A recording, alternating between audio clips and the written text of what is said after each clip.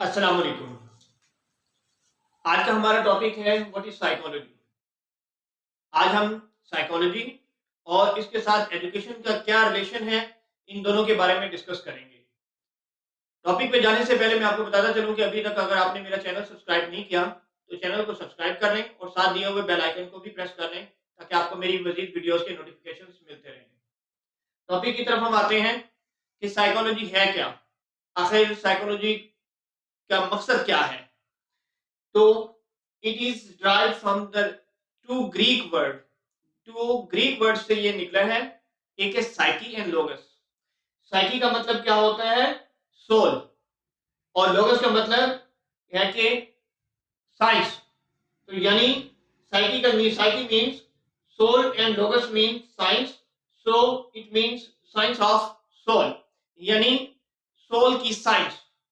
इंसान की एक्सटर्नल तो एक फिजिकल जेस्चर तो हमें, फिजिकल एक स्ट्रक्चर तो हमें नजर आता है, लेकिन उसके पीछे एक सोल है जो सारा एक्शन प्ले करता है।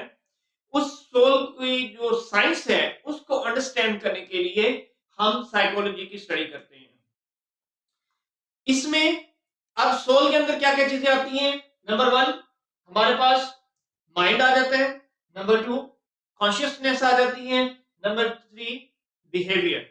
यानी साइकोलॉजी जो है वो डील करेगी science of soul, science of mind, science of consciousness and science of behaviour. हम कुछ डेफिनेशन जो साइकोलॉजिस्ट ने दी हैं, सबसे पहले हम बात करते हैं बीएफ स्किनर की। स्किनर ने डेफिनेशन दी है, वो कहते हैं psychology is the science of behaviour and experience.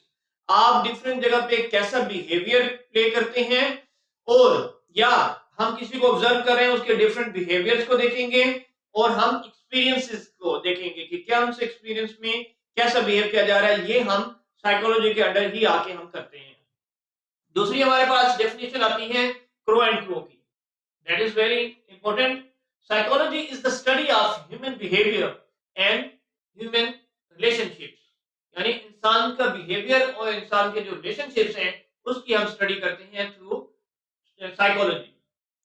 अब हम बात कर रहे हैं कि आखिर एजुकेशन के साथ इसका क्या ताल्लुक है, हम एजुकेशन में इसको कैसे पुट कर सकते हैं। तो हम देखते हैं relationship between education and psychology. Education, पहले तो देखिए ना, कीवर्ड है ना, education and psychology. In keywords को हम अंडरस्टैंड करते हैं। हमारे पास पहले एजुकेशन का मतलब क्या है? एजुकेशन का मतलब है modification of behaviour in a desirable direction और कंट्रोल्ड एनवायरनमेंट। यानी किसी डिजायरेबल आप जो है डायरेक्शन में या फिर किसी कंट्रोल्ड एनवायरनमेंट के अंदर जो चीज आप मॉडिफिकेशन करवाना चाह रहे हैं, दैट इज कॉल्ड एजुकेशन। यानी कमरा जमात में बैठ के हम स्टूडेंट्स को एजुकेशन कर देते हैं। इसी तरह आप अगर जाते हैं किसी वर्कशॉप में, तो उस वर्कशॉप के अंदर हम कुछ और मॉडिफाई करवाते हैं। यानी डिफरेंट स्किल्स है ना, एजुकेशन इज आल्सो स्किल। तो हम जो ये स्किल, एजुकेशन की स्किल दे रही हैं, वो एक डिजायर्ड डायरेक्शन में हम एक डायरेक्शन डिजाइन करते हैं, या एक कंट्रोल्ड एनवायरनमेंट के अंदर जो है हम वो स्किल्स देते हैं। साइकोलॉजी की हम बात कर लेते हैं। साइकोलॉजी क्या होते हैं? Psychology mean study of behaviour और साइंस ऑफ बिहेवियर। यानी या तो बिहेवियर की स्टडी या साइंस ऑफ बिहेवियर के डिफरेंट प्लेसेस पे आप डिफरेंट बिहेवियर जो शो करते हैं, वो हम साइकोलॉजी के अंदर ही आके उसे अंडरस्टैंड कर सकते हैं। फिर हमारे पास आ जाती है बात, अब हम जरा सा देखते हैं कि साइकोलॉजी और एजुकेशन, इन दोनों का आपस में रिलेशन क्या है। जो हमने एक डिजायर्ड एनवायरनमेंट क्रिएट किया, एक कंट्रोल्ड एनवायरनमेंट डिजाइन किया, उसके अंदर हम जो, यानी एक क्लासरूम की अब हम बात कर रहे हैं, तो उसके अंदर किन किन चीजों को हमें माइंड में रखना पड़ता है। नंबर वन, कि हमारे पास स्टूडेंट्स की नीड्स क्या है। नंबर टू, उनकी कैपेसिटीज क्या है, किस कैपेसिटी में वो बच्चा बैठा हुआ है जिसको हम एजुकेट करने जा रहे हैं। नंबर थ्री, उसका इंटरेस्ट क्या है। स्टूडेंट जो क्लास के अंदर बैठा हुआ है, अब ये डिफरेंट लेवल्स पे डिफरेंट होते जाएंगे।